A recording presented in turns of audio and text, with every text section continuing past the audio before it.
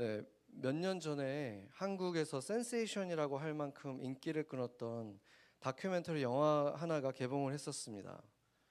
네, 그 어른 김장하라는 다큐 영화였는데 혹시 보신 분도 있으신가요? 보신 분은 없으시죠? 안타깝게도 한국 넷플릭스에서만 이게 볼 수 있더라고요. 저도 아직 영화 자체는 못 보고 그냥 이렇게 그 간추린 것만 좀 봤는데 그 요즘에 그러잖아요. 세대 갈등도 되게 많고 노인과 어른의 차이에 대해서 사람들이 많은 질문을 하게 되잖아요. 그러니까 그때 그런 시대에 이분에게서 어떤 정답을 찾은 듯이 세상의 미디어들뿐만 아니라 기독교 채널들도 이분에게 굉장히 많은 관심을 보이면서 기사들을 막 쏟아내더라고요.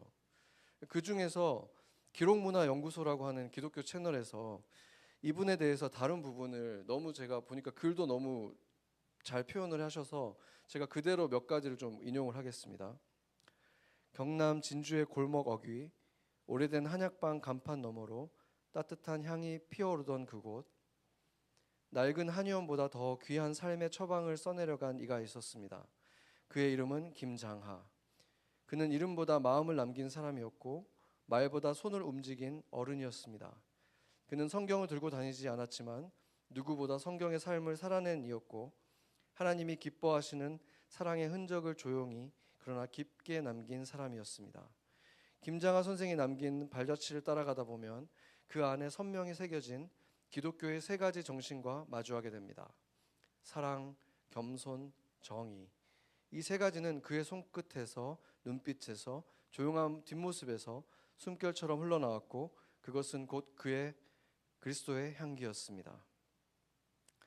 이 채널의 기자는 이분도 제가 볼 때는 꽤 훌륭한 분이에요. 그 컨텐츠들을 보면은 그래서 사랑, 겸손, 정의라는 이 세 가지 것이 이분의 사랑에 있기 때문에 세상의 사랑과는 구별된다라고 이분이 주장을 한 것인데, 첫째로 그는 수천 명의 학생에게 장학금을 주었고 고아를 돌봤고 홀로 된 노인들의 집을 수리하고 불우한 이웃들의 빚을 갚아줬습니다.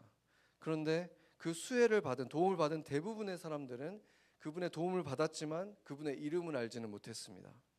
그는 조용히 다가와서 손을 내밀고 아무 말 없이 등을 두드리고 자신의 흔적을 지우는 방식으로 사랑을 했습니다. 그래서 그분에 대해서 관찰한 사람이 쓴 책인데, 줬으면 그만이지라는 이 말 한마디에 이제 그 철학이 담겨 있죠.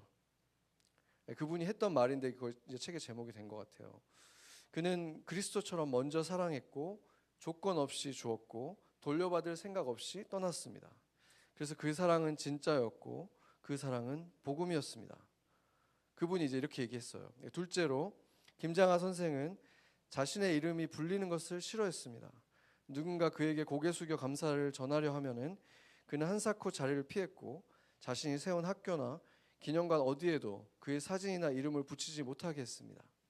그는 자신의 존재를 지우면서 다른 사람의 삶을 살렸고 자신의 공을 숨기면서 다른 이들의 내일을 지켜줬습니다. 세 번째로 그의 삶은 정의에 대한 깊은 감수성을 품고 있었습니다. 그는 어떤 타이틀을 가지려고 하지 않았지만 아무도 하지 않으려고 하는 거에 하나를 가졌는데, 형평운동기념사협회라고 하는 것에 초대 이사장을 맞아서 가장 낮은 자리에 있는 사람들을 기억했습니다. 이 형평운동이 사실상 처음 시작된 것은 조선시대 백정차별 철폐를 외쳤던 가장 우리나라에서 오래된 인권운동이었습니다. 그는 아이들이 가난하다고 차별받지 않기를 바랬고 노인들이 혼자라고 소외되지 않기를 바랬으며 장애를 가졌다고 비인간적으로 취급받지 않기를 바랬습니다. 그 정의는 하나님 나라의, 이 기자분이 쓴 거예요. 그 정의는 하나님 나라의 사회 윤리며 그분이 이 땅에 오셔서 실현하고자 했던 복음의 현실이었습니다. 저도 이 내용들을 접하면서 따뜻하고 굉장히 고요한, 그렇지만 강한 감동을 느꼈어요. 눈물도 막 나더라고요. 그분의 삶을 보는데. 저도 이분이 너무 어떻게 이런 감동적인 삶을 살 수 있을까 궁금해져서 제가 열심히 막 찾아봤거든요. 근데 이분이 한 번도 인터뷰를 하신 적이 없는 거예요. 그래서 자료가 거의 없는 거죠. 이분이 직접 한 얘기를 들을 기회가 없는 거예요. 그런데 오히려 그것이 더 감동이 되는 거죠. 이분에 대해서 지금 나온 이 얘기들은 다 일생을 관찰한 사람들의 이야기를 모은 거예요. 그러니까 사람들의 증언으로 만들어진 이 사람에 대한 이야기가 되니까 오히려 더 아름답게 느껴지더라고요. 그래서 그분의 인생을 조명했던 기독교 신문이나 매체들은 하나같이 부끄럽다는 표현을 씁니다. 우리가 너무 부끄럽다. 그러니까 저도 정말 그런 마음이 들었어요. 저도 내가 그리스도인인데 너무 부끄러운 거예요. 그런데 이 김장하 선생을 소개한 기독교 채널의 영상의 끝에 이 기자님이 이런 말을 했습니다. 제가 그대로 인용하겠습니다. 김장하 선생이 크리스천인지 여부는 중요하지 않습니다.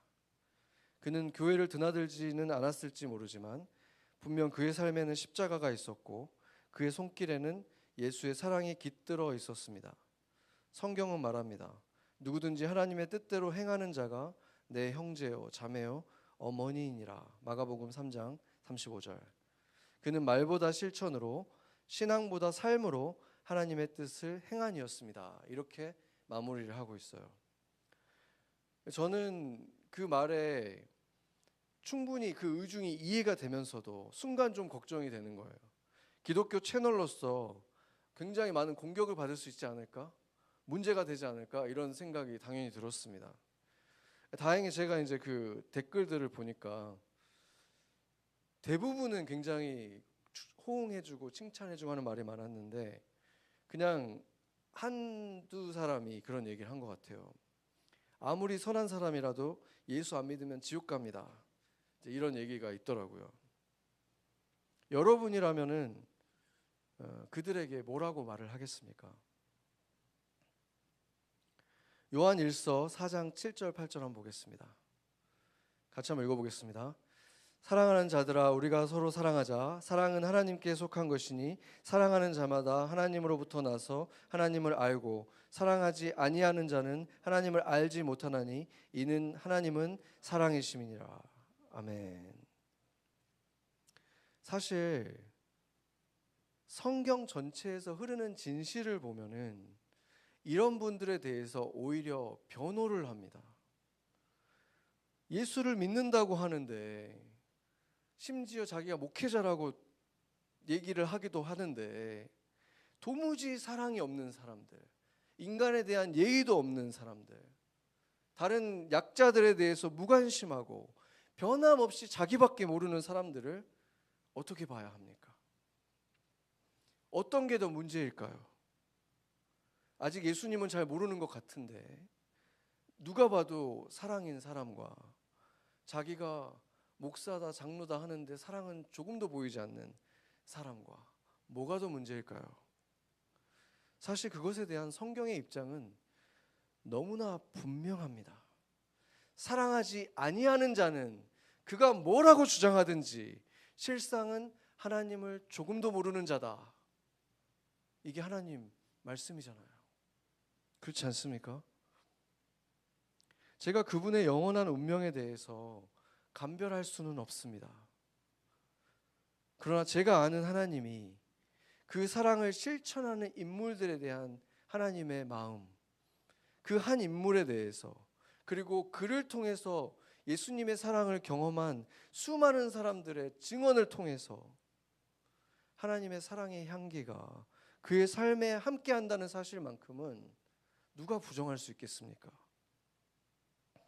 오늘 본문에 등장하는 로마의 장군 고넬료가 그런 사람이었습니다. 예수를 아직 알지 못하는 사람이었어요. 그리스도인이 아니었어요. 그러나 구제에 열심이었고 약자들을 도우려고 했고 선행을 했다는 사람이라는 거예요. 그래서 하나님이 놀랍게도 그 이달리아 장군인데 여전히 분명히 다신론자였을 것이고 우상 숭배자인데 그를 하나님이 그의 기도를 받아주시고 그래서 그에게 천사를 보내줬다는 거예요. 예수님은 물론 여호와 하나님도 알지 못하는 이 이방인 그러나 사랑을 실천했던 사람에게 하나님이 은혜를 베푸셨다는 거예요. 근데 성경은 그가 어떻게 그런 의로운 삶을 살 수 있었을까? 그 이유에 대해서 뭐라고 말하냐면 하나님을 경외하는 자였기 때문이다라고 말한다는 거예요. 히브리어 동사 야레가 구약 성경에서 경외하다라는 말로 가장 흔히 번역되는 단어입니다. 경외하다라고도 표현되고 두렵다라는 말로도 표현이 되는데 두려움, 공포 다 포함되는 거예요. 그래서 이 단어가 쓰인 주요 구절들을 보면은 죄송한데 혹시 제 물 한 잔만 좀 갖다 줄 수 있을까요? 네, 수영자. 네. 네, 구절들을 보면 창세기 22장 12절인데 여기 보면은 네, 천사 그 아브람 우리가 작년에 자주 봤던 구절이죠. 열심히 묵상했던 구절인데 아브라함이 자기 아들을 바치려고 했을 때 감사합니다.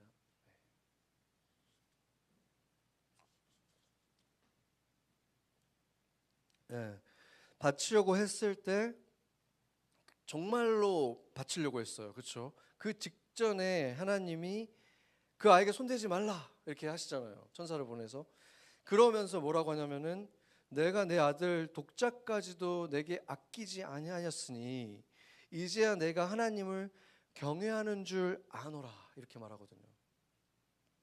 여기서 경외하는 줄 알다 할 때가 야레였어요. 그러니까 그 뉘앙스를 우리가 한번 생각해 보세요. 이 지금 장면에서. 그런데 이 똑같은 단어가 언제 쓰이냐면 출애굽기 14장 10절에 보겠습니다. 여기 보면은 출애굽을 지금 했잖아요. 이 백성들이 애굽을 빠져나왔습니다. 그런데 얼마 안 돼서 지금 바로가 군사들을 정예군대를 이끌고 막 쫓아오잖아요. 그거를 봤을 때 엄청 무서웠을 거 아니에요. 이 이스라엘 사람들이. 그때 이 바로의 군사에 대해서 두려워하여라고 말할 때 똑같은 야레가 쓰였습니다.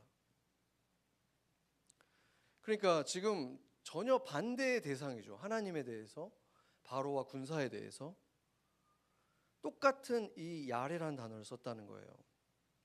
우리가 한국어로는 무서워하다라고도 하기도 하고 두려워하다라고도 하고 경외하다라고도 합니다. 그런데 결국 다 똑같은 단어라는 거예요. 그렇다면은 이 야레라는 단어가 도대체 어떤 의미를 가지고 있는가? 근본적인 의미가 뭔가를 공유하고 있는 거잖아요. 좋은 것이든 나쁜 것이든 이 두려워한다라는 이것 안에 공유하는 게 분명히 있다는 거예요. 사람마다 두려워하는 것이 좀 다를 수 있는데 우리 성진 간사 유령 같은 거 무서워하나요? 귀신 이런 거, 좀비 안 무서워요? 안 무섭죠? 근데 벌레 어때요? 벌레를 엄청 무서워하더라고요. 그래서 벌레가 오면 어떤 일이 벌어집니까? 집에서 아내가 잡죠. 그러니까 이런 사람들이 있어요. 사람마다 그러니까 좀비도 안 무섭고 유령도 아무것도 안 무서운데 방 안에 벌레 한 마리가 딱 들어오면 눈이 딱 마주치면 얼어붙는 거예요. 이런 사람은. 그렇죠? 온몸에 털이 다 서고 오싹하게 되는 거죠. 그렇죠? 그렇게 되면 어떻게 되냐면은 만약에 아내가 없어. 근데 혼자 있을 때 그런 일이 벌어졌어. 그러면 그 집에서 잠을 못 자는 거죠. 그렇죠? 그날 밤은 잠을 못 이루는 거예요. 이처럼 우리가 두려움의 대상은 다 다르고 그 분위기는 다 다를 수 있지만 이 두려움이라는 것이 주는 뭔가가 있어요. 굉장히 중요한 공통점. 아브라함이 제단에서 사랑하는 외아들을 지금 이삭을 바쳐야 되는 이 상황에서 다른 생각을 조금이라도 할 수 있었겠습니까? 뭐 어디서 전쟁이 나고 뭐 이런 게 지금 그 순간에 떠오르겠어요? 아무것도 없어요. 지금 딱 그거밖에 없잖아요. 그렇죠? 하나님과 자기. 지금 하나님이 이 상황을 어떻게 볼 것인가? 이거밖에 없죠. 그리고 이 성진 간사가 집에 있는데 벌레가 나타났어. 침실에 지금 벌레와 자기만 있어. 그때 뭐 다른 생각이 들겠습니까? 벌레밖에 생각이 안 나는 거예요. 그 모든 순간에. 이게 바로 이 공통점이 바로 야레의 의미라는 거예요. 야레. 1등이 있고 2등이 있고 3등이 있고 이게 아니에요. 그냥 1등밖에 없는 거예요. 이거 하나밖에 안 보이는 거예요. 다른 모든 것을 다 더해도 그거가 지금 나에게 사로잡고 있는 이것을 이길 수가 없는 거예요. 다른 모든 게 다 사소해 보일 정도로 그게 중요해지는 거. 잠시도 생각을 떨칠 수 없도록 집중하게 만드는 그 대상에게 갖는 그 마음이 바로 야레라는 거예요.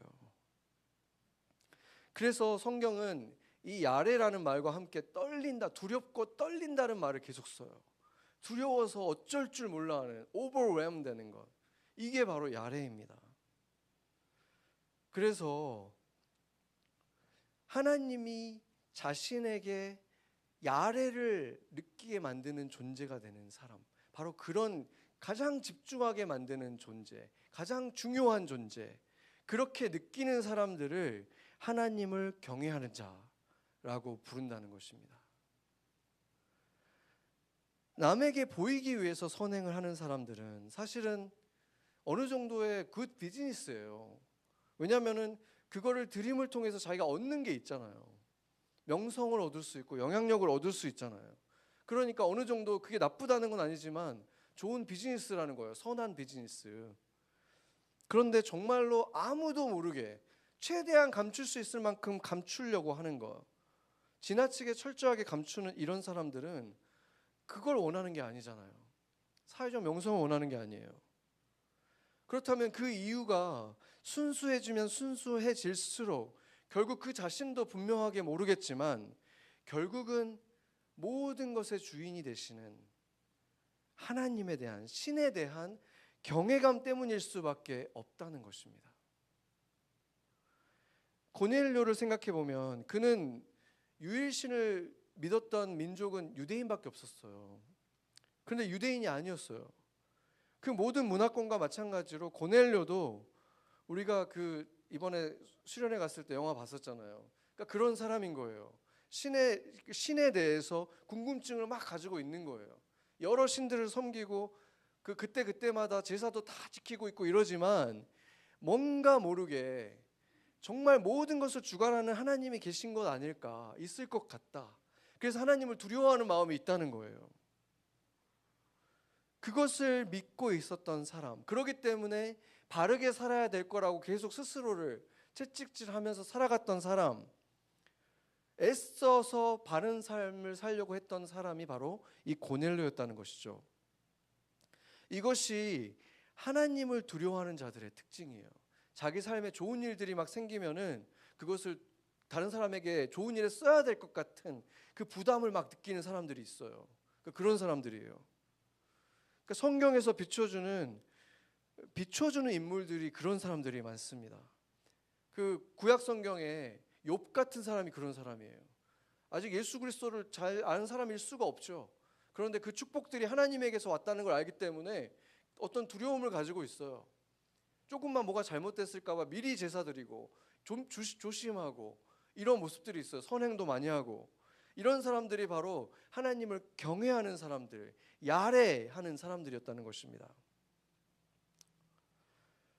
그런데 최초의 하나님이 모든 것을 창조하시고 그것들을 좋아하셨다, 기뻐하셨다고 하잖아요. 그때는 두려움이라는 게 존재하지 않았어요. 근데 그러다가 최초의 죄를 짓고 나서 아담과 하와가 하나님을 피해서 숨었습니다. 그때 최초의 두려움이 표시됩니다. 창세기 3장 10절 한번 보겠습니다. 같이 한번 읽어보겠습니다. 이르되 내가 동산에서 하나님의 소리를 듣고 내가 벗었으므로 두려워하여 숨었나이다. 아멘. 그러니까 지금 하나님을 향해서 집중하고 있던 이 마음이 사랑에서 두려움으로 변질되어 버린 그 순간이 이때 일어난 거예요. 죄를 짓는 순간. 죄가 바로 하나님에 대한 집중하고 예배하는 이 마음을 두려워하는 마음으로 변질시켜 버린 거예요. 그래서 우리가 좋아하는 말씀 있죠. 요한일서 4장 18절 보겠습니다. 같이 읽겠습니다. 사랑 안에 두려움이 없고 온전한 사랑이 두려움을 내쫓나니 두려움에는 형벌이 있음이라. 두려워하는 자는 사랑 안에서 온전히 이루지 못하였느니라. 아멘. 여기서 이 두려움은, 이건 이제 신약 성경이니까 헬라어로 쓰여서 포보스 이렇게 돼 있거든요. 포본, 포보스인데 이 포보스가 히브리어로 야레입니다. 그러니까 두려움의 원인을 분명하게 보여주죠. 언제 두렵습니까? 온전히 이루지 못했을 때 두렵다. 그러니까 내가 지금 하나님이 나한테 주신 그 부르심 속에서 내가 지금 이 정도는 돼야 되는데 못됐을 때 두려운 거죠. 주님이 나한테 할 수 있는 걸 요구하시잖아요. 지금 이 정도 너가 내 안에서 가르침을 받았고 내가 지금까지 이끌어줬으니까 이 정도 해야 된다. 근데 그거를 내가 전혀 못하고 있다. 그러면은 거기서 두려움을 느껴야 되는 거죠. 온전히 이루지 못했기 때문에. 그런데 이 구절을 신학적으로 너무 단순하게 적용을 해버리게 되면 어떤 일이 벌어지냐면은 위선과 거짓을 받아들이게 됩니다. 위선과 거짓이 틈타버려요. 왜 너 아직 두려워하니? 이렇게 되는 거예요. 너 예수님 아직 안 믿은 거 아니야? 이렇게 되고, 그러니까 그런 척하는 거예요. 나는 예수님 믿으니까 두려우면 안 되지. 두려우면 안 되지. 이렇게 되는 거예요. 두려워해야 되는 부분에서까지도. 이런 예수를 믿고 구원을 받았으니까 이미 온전한 사랑 안에 있고, 그러니까 두려워하는 것은 무조건 잘못된 것이다 라는 이 메시지가 잘못됐다는 거예요. 십자가 은혜로 우리가 얻게 된 것은 하나님의 자녀가 되는 권세예요. 권리, 자격을 얻은 거예요. 그렇다고 해서 아직 온전히 회복됐다는 뜻이 아니잖아요. 그게 아니죠. 성경은 제자들이, 우리가 지난번에도 여러 차례 본 것처럼 제자들도 계속해서 변화되어 갔어요. 그렇죠. 우리가 변화되어 가면서 그만큼 온전해지고 계속 그 길을 가는 게 온전한 거예요. 지금 우리의 상황에서는. 그런데 멈춰 있으면, 오히려 백월드하면, 그러면 두려워해야 되는 거죠. 그게 바로 두렵고 떨림으로 너희 구원을 이루라고 외치신 주님의 음성인 거예요. 계속 자라야 되는 만큼 다시 우리에게 챌린지 하시고 또 그만큼 자라고, 그게 두렵고 떨림으로 구원을 이루는 것입니다. 예수님께서도 우리에게 뭐라고 말씀하셨습니까? 죄에 대해서 애통하는 자들이 복이 있다. 의에 줄이고 목마른 자들이 축복이다. 왜 목이 마릅니까? 내가 아직 그만큼 갈 수 있는 게 보이니까 목이 마른 거예요. 내가 이제 저만큼 가야지. 그거를 가지고 주님께 구하고 가고 싶습니다라고 할 때, 그 길을 갈 때 그게 복이 되잖아요. 최근에 패션계에 큰 인기를 끈 브랜드 이름이 Fear of God입니다. 혹시 이 브랜드 아시나요, 여러분들? 아무도 알아요? 아시죠? 몰라요? 딱 한 명만 아는 것 같기도 하고. 우리 아시죠? 모르세요? 들어보죠. 알아요? 몰라요? 우리 좀 트렌드가 좀 이거는 좀 알아도 되는 브랜드 같은데, 제가 볼 때. 예. 저도 사실 뭐 패션 트렌드를 따라가진 않으니까 알 길이 사실 전혀 없는 브랜드인데, 누가 딱 입은 걸 어떤 그 학부모들이 막 모이는 곳에서 누가 입은 거 봤어요. 근데 딱 보는 순간 제가 어떤 걸 느꼈냐면은, 저거는 그리스도인이 만든 것 같은데 라고 딱 느꼈어요. 그냥 이걸 봤을 때. 그러니까 이게 그 서캐스틱하게 한 거라고 생각 들지 않았어요. 제가 딱 보는 순간. 그럴 수도 있잖아요. 근데 그러지 않아서 찾아보니까 그 디자이너가 이렇게 얘기하더라고요. Fear of God은 제가 주님과 만났던 경험에서 나왔습니다. 북부 캘리포니아에서 부모님과 함께 아침 묵상을 하고 있었는데 하나님 나라를 둘러싼 구름과 어둠에 대한 이야기를 시작했습니다. Righteousness, 의로움이 그분의 보좌의 기초입니다. 그리고 처음으로 저는 하나님을 매우 멋진 존재로 보게 됐습니다. 그러니까 그 전까지는 항상 하나님은 그냥 허허허허 그냥 이렇게 할아버지 같이 혼은 전혀 내지 않고 그냥 항상 다 받아주고 산타클로스 같기도 하고 이런 분으로 느끼다가 부모님이랑 말씀을 같이 묵상하다가 그 순간에 굉장히 위험 있고 그 awesome God에 대해서 처음으로 이렇게 그림이 그려진 거예요. 그래서 그 표현이 그 이분의 마음에 딱 박힌 거예요. Fear of God. 하나님에 대한 fear가 필요하구나. 이거를 느꼈던 거죠. 그래서 그분이 Fear of God에 대해서 이렇게 말합니다.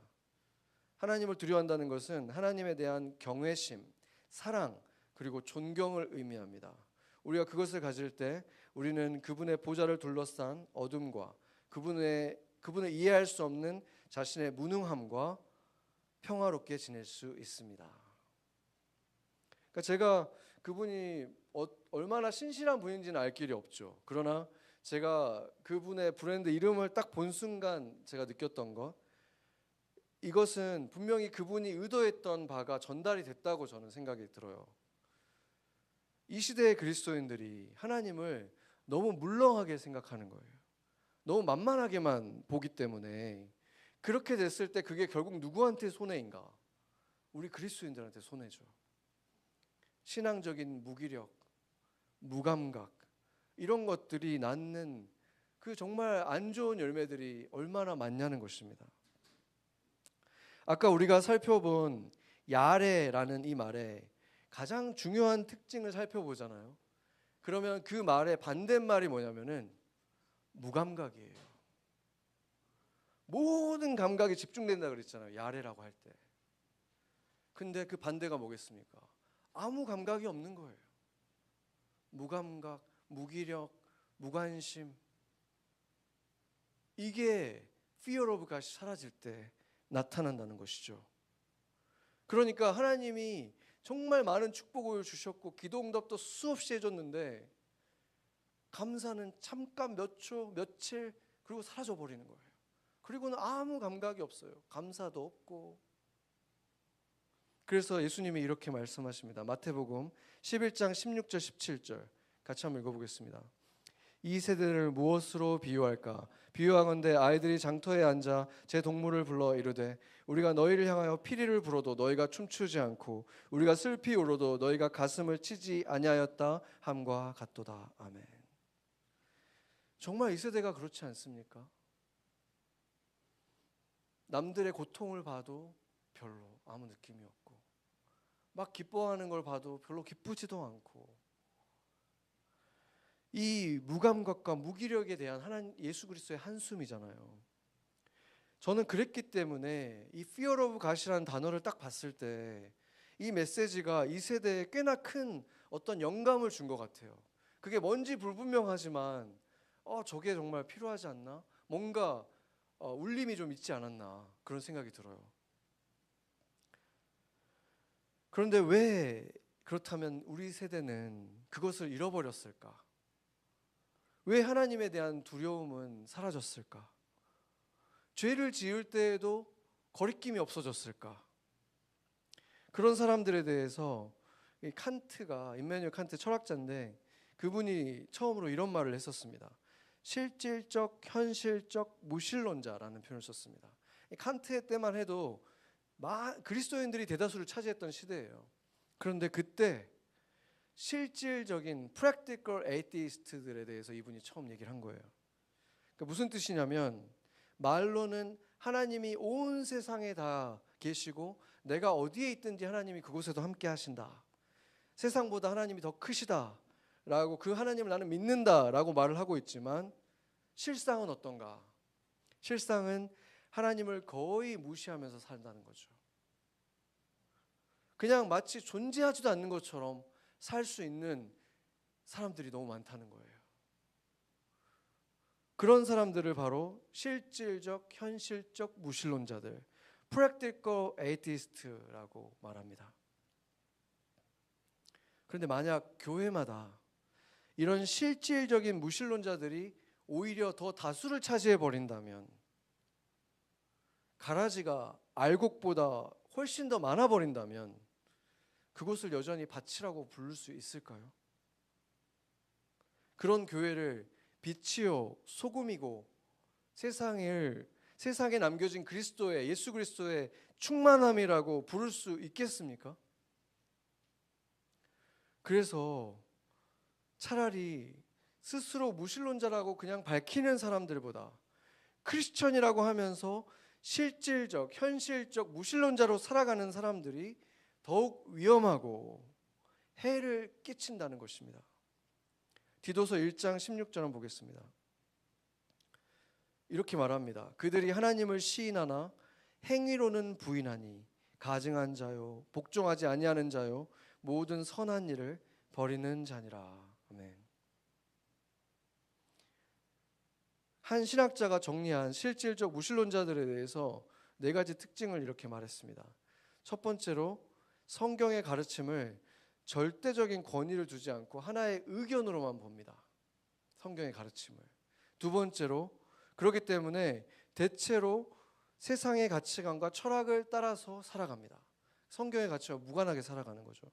세 번째로 거의 기도하지 않고 기도에 대한 기대가 없습니다. 넷째로 천국과 지옥에 대해서 별로 진지하지 않습니다. 그래서 우리가 타락한 세계 속에 살아가고 있잖아요. 타락한 세계에서 죄인들이 참된 사랑에 이르기 위해서 필요한 게 뭐냐면 꼭 필요한 것이 바로 fear of God인 거예요. 이것을 통과하지 않으면 참된 사랑도 만날 수가 없다는 거예요. 죄가 얼마나 무서운 것인지 그것에 대한 애통함을 경험하지 않고 하나님의 사랑만 그냥 받을 수가 없다는 거예요. 애통하는 마음으로 겸손히 하나님을 정직하게 찾아야만 참된 사랑도 만날 수가 있는 것입니다. 그런데 반대로 여러분이 만약에 두려움을 오히려 그냥 너무 자주 느낀다, 그런 분들이라면은 다시 잠깐 아까 그 벌레를 두려워하는 성진간사 예를 한번 다시 들어보겠습니다. 인간에 비하면 수만 분의 1밖에 안 되는 그 벌레를 도대체 왜 그걸 두려워하는 것인가? 왜 두려운가 제가 한번 묵상을 해봤어요. 그 입장이 돼가지고 그냥 그거는 어느 순간 갑자기 나타나잖아요. 그렇죠? 소리 소문 없이 나타나고 혹시 나한테 점프해서 올까봐 그렇죠? 내 얼굴로 날아올까봐 막 이게 걱정되죠. 네. 그런 상상만 해도 소름이 쫙 끼치고 이게 오싹해지잖아요. 그 느낌이 너무 싫은 거죠. 그 느낌. 근데 그게 뭐냐면은 내가 전혀 예측을 할 수가 없는 거예요. 내가 조정도 할 수가 없는 거예요. 그러니까 두렵잖아요.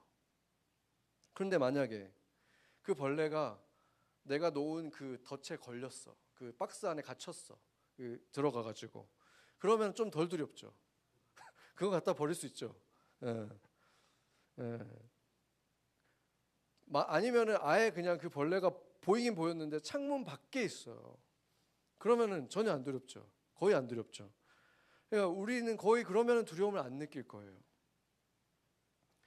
대상은 완전히 다르지만 이 야레라는 관점에서 비유를 통해서 하나님과의 관계도 좀 그렇게 되면 이해가 되지 않습니까?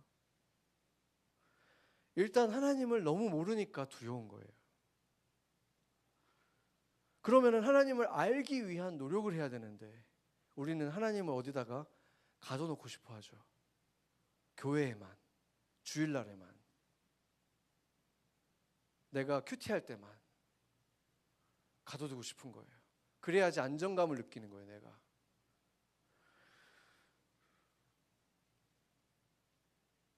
예수님을 한번 생각해 보세요. 예수님은 하나님을 누구보다 경외하셨잖아요. 존중하셨잖아요. 그렇죠. 하나님을 무시하신 적이 있습니까? 그런데 아버지의 뜻을 온전히 알고 그대로 행하셨기 때문에 두려움을 느끼신 게 아니라 그것에 너무 기뻐했어요. 하나님과 함께 내가 이것을 한다는 사실을 너무 기뻐하셨어요. 항상 주님이 나와 함께 하시기 때문에 그 기쁨을 나에게 주신다. 이 평안과 기쁨 속에 있었습니다. 아까 말했죠. 온전한 사랑이 두려움을 이긴다. 주님은 정말 그 온전한 사랑 속에 계셨다는 것이죠. 예수님은 하나님과의 관계를 지속적으로 서로 깊이 사랑하는 아버지와 아들의 관계로 계속해서 묘사를 하셨죠. 그래서 우리도 따라 부르잖아요. 아버지 아버지 부르잖아요. 그래서 그를 따라간 제자들도 하나님을 아버지처럼 생각하면서 신뢰하면서 그분의 뜻에 따라서 살기를 원하신 거예요. 그분이 느끼셨던 그 온전한 사랑에 이르기를 원하셨다는 거죠. 하나님에 대해서 한 단어로 묘사를 할 수 있겠습니까? 그 어마어마한 분, 우주보다 크신 분, 정말 그분에 대해서 수많은 수식어가 있는데 그 위대한 분에 대해서 성경은 한 가지 단어로 정의를 했잖아요. 그게 뭡니까? 뭐죠? 지금 못하는 거. 한 가지 단어, 하나님을 한 가지 단어로 표현했어요. 네? 사랑. 맞습니다. 다 알고 계셨죠, 원래. 네, 사랑. 사랑 하나로 정의를 하셨다는 거예요. 수많은 하나님의 모습이 있고 능력이 있는데 사랑으로 하셨어요. 사랑하셔서 사랑하시기 위해서 우리를 창조하셨다고 하셨고, 우리가 스스로 멸망의 길을 향해서 갈 때, 죄를 지었을 때 죄 없는 아들 예수 그리스도를 보내셔서 우리의 죄의 대가를 대신 치르게 하셨어요. 그리고 성경이 그것을 뭐라고 그러냐면 우리를 향하신 하나님의 사랑을 확증하셨다. 십자가를 통해서. 이렇게 말씀하셨습니다. 구약시대의 인물들, 욥 같은 사람들, 세상의 의인들 중에서 누구도 자신의 의로움만으로 하나님의 자녀가 되는 자격을 갖춘 자는 하나도 없습니다. 고넬료가 그대로 충분했다면 하나님이 베드로를 보내줄 이유가 있었겠습니까? 그러나 고넬료가 하나님이 보시기에 사랑스러웠던 거예요. 그 이방인인데 하나님을 경외하는 마음을 가지고 사랑을 하려고 애쓰며 살아가는 그 모습을 보시고 은혜를 주신 거예요. 예수 그리스도의 복음을 들을 기회를 얻게 해주신 거예요. 여러분은 어떻습니까? 고넬료처럼 하나님을 경외하는 자로 열심히 살아가고 있다가 은혜를 받았습니까? 그랬었습니까? 그럼 훌륭한 분이고 열심히 구제하시고 나누면서 살았습니까? 예수님 만나기 전에 그런 분들도 있을 거예요. 그 또래 비슷한 사람들에 비하면 그래도 나름대로 착하게 살았던 사람들. 근데 저는 사실 그러지 못했기 때문에 사실 저에게 하는 질문이에요. 그렇게 살고 있지도 못했는데 정말 저는 아무리 생각해도 예쁨 받을 만한 게 거의 없어요. 제가 생각해 보면 누구보다 구제를 많이 했거나 남을 도우며 살지도 않았어요. 철저히 이기적으로 살았던 것 같아요. 근데 왜 나를 택해 주셨을까? 이해가 안 돼요. 정말 이해가 안 되고 잘 모르겠어요. 그러니까 그 은혜가 도대체 얼마나 큰 겁니까? 내가 그래도 고넬료 같은 사람이라도 됐으면 그래도 조금 이해가 될 텐데 이해가 도저히 안 돼요. 김장하 선생의 장학생들 중에서 사회적으로 훌륭한 분들이 되게 많더라고요. 근데 그 중에서 목사가 된 분의 인터뷰를 제가 보게 됐어요. 그분은 그 고아였는데 과학고에 이제 합격을 했는데 고아니까 이제 가난하잖아요. 근데 친척 누가 김장하 선생님에 대해서 알려준 거예요. 그래서 용기를 내서 찾아간 거예요. 이 중학생이 찾아갔는데 선생이 몇 마디 물어보지도 않고 바로 고등학교는 물론 대학교 졸업할 때까지 학비와 생활비를 다 지원해 주겠다 약속을 했다는 거예요. 그래서 이제 그 학생이 너무 감동을 받아가지고 나중에 은혜 꼭 갚겠습니다 선생님 이렇게 하니까 그분이 항상 그랬던 것처럼 갚을 여력이 생기면 사회에다가 팔아 이렇게 하셨다는 거예요. 이 목사님이 인터뷰 하시면서 그냥 그분 이름만 나와도 눈물을 글썽글썽 하시더라고요. 분명히 이분에게 있어서는 저도 그걸 느꼈으니까 이분에게 있어서 분명히 예수님의 사랑을 목사가 되어가는 과정에서 예수님의 사랑을 가장 많이 경험하게 한 사람 중에 한 사람 아니었겠습니까? 그 김장하라는 분이. 저도 그 의문이 생겼어요. 이 김장하라는 이분은 이렇게 다 내어주면서 왜 자꾸 이런 빚진 마음을 가지고 살아갔을까? 정말 이해가 쉽지 않더라고요. 그래서 저는 지금은 그런 생각을 갖게 됐어요. 우리를 부끄럽게 하려고 이분을 사용하시나? 그런 생각도 들고.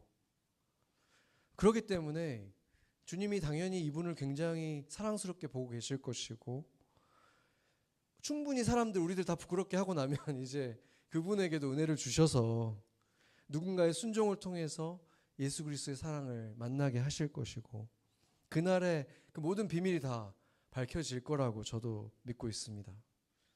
비로소 예수님을 바라보시면서 당대의 의인으로 살아가신 분이잖아요, 이분도. 그래서 주님께 칭찬을 마음껏 받으시면서 이분도 엄청난 자유함을 누리시면서 주님을 만나는 날이 분명히 올 거라는 생각이 들었습니다. 그러면서 저도 한번 꿈을 꿔보게 됐어요. 수천 명이 아니어도 내 일생 동안 한두 사람이라도 내가 예수를 너무 사랑했기 때문에 계산 없이 나누어준 사랑을 만나고, 그래서 그 예수의 사랑을 경험했다. 그 사랑의 빚을 그래서 나에게가 아니라 누군가에게 갚아주는, 그렇게 살아가는 사람들, 그래서 세상도 감동시키는 한두 사람이 여러분 가운데 있다면, 누군가에게 있다면, 저는 사우스다코타에 있을 수도 있고 어디서든 그 한두 사람이 있다면 내 인생은 정말로 성공한 인생이다. 하나님이 보시기에 너무 복된 인생이다. 그게 제 인생의 목적이 됐어요. 여러분들은 어떤 것을 인생의 목적으로 살아가십니까? 같이 기도하겠습니다.